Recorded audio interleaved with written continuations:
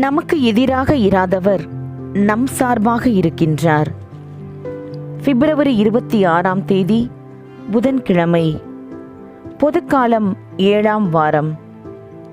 புனித மரியா பர்டில்லா போஸ்கார்டின் நினைவு. மறையுரை சிந்தனை. இயேசுவின் பெயருக்கு எந்த அளவிற்கு வல்லமை உள்ளது என்பதை இன்றைய நற்செய்தியில் நாம் உணர முடிகின்றது.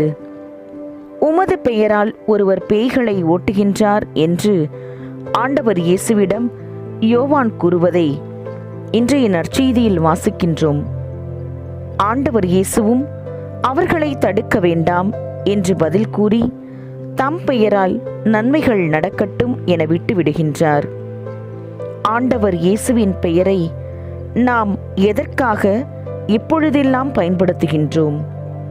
அவருடைய பெயரில் உள்ள வல்லமையை உணர்ந்து என்றாவது வாழ்ந்திருக்கின்றோமா?